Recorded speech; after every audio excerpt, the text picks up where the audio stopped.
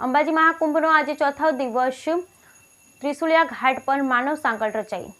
ચોથા દિવસે 6,48,554 લોકોએ માતાજી સમક્ષ શીશ ઝુકાવ્યું। અંબાજી ભાદરવી મહાકુંભ મેળાના ચોથા દિવસે અમદાવાદના લાલ દંડા સંઘના પદયાત્રિકોએ ચાચર ચોકમાં મા અંબેના જયઘોષ કરી શીશ ઝુકાવ્યું। અંબાજી ભાદરવી કુંભ મેળો હાલ મધ્યાહને પહોંચતા યાત્રિકોથી ઉપજી ઉભરાયું અને ચોતરફ લાલ ધ્વજાઓ લઈ આવતા રથ સાથે યાત્રિકોનો પ્રવાહ સુનામી જેમ અંબાજી તરફ ઘસી રહ્યો છે।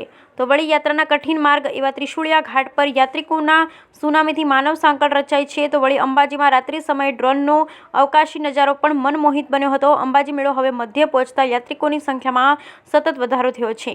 તારીખ 15/9/2024ના સાંજે 5 કલાક સુધી યાત્રિકોની સંખ્યા અંદાજિત 6,48,545, ઉડાન ખટોલા યાત્રિકોની સંખ્યા 11,902, ધ્વજારોહણ 662, ભોજન પ્રસાદ કરનાર 98,521, પ્રસાદ વિતરણ સંખ્યા મોહનથાળ 3,60,863, ચિક્કી પ્રસાદ પેકેટની 4638, સોનાની આવક ગ્રામ 5 ગ્રામ। બ્યુરો રિપોર્ટ બરઠક ડીસા બનાસકાંઠા। ભાદરવી પૂનમના પવિત્ર મેળો જગતજનનીમાં અંબાના આંગણે યોજાઈ રહ્યો છે। આજે મેળાનો ચોથો દિવસ પણ પૂર્ણ થવાને આરે છે। આજના દિવસથી માઈ ભક્તોનો પગપાળા સંઘોનો ધીમે ધીમે માતાજીના પ્રાંગણમાં સંખ્યામાં વધારો થઈ રહ્યો છે।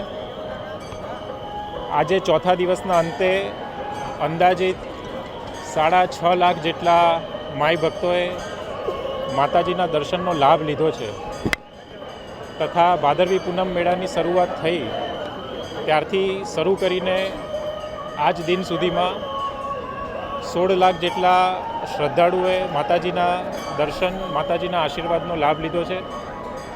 આજે ચોથા દિવસે અંદાજિત 3.5 લાખ જેટલા પ્રસાદના પેકેટનું પણ વિતરણ કરવામાં આવ્યું છે અને જે નિઃશુલ્ક ભોજન કેન્દ્રો ચાલે છે તેમાં પણ અંદાજિત 1 લાખ જેટલા શ્રદ્ધાળુઓએ લાભ લીધો છે। ધીરે ધીરે પગપાળા જે સંઘો છે એ માતાજીના પ્રાંગણમાં પહોંચવાની શરૂઆત આજથી થઈ ચૂકી છે। જે જૂનો સંઘ કહી શકાય તેવો લાલ દંડા સંઘ પણ આજે બપોરના સમયે માતાજીના પ્રાંગણમાં પહોંચી અને માતાજીના આશીર્વાદ લીધા હતા। અત્યાર સુધીમાં જગતજનનીમાં અંબાના આશીર્વાદથી સંપૂર્ણ જે મેળો છે એ નિર્વિઘ્નપણે ચાલી રહ્યો છે અને જિલ્લા વહીવટી તંત્ર પણ સફાઈ, સુરક્ષા અને શ્રદ્ધાળુઓની બાબતમાં સંપૂર્ણ રીતે સતર્ક અને સક્રિય છે। જય અંબે।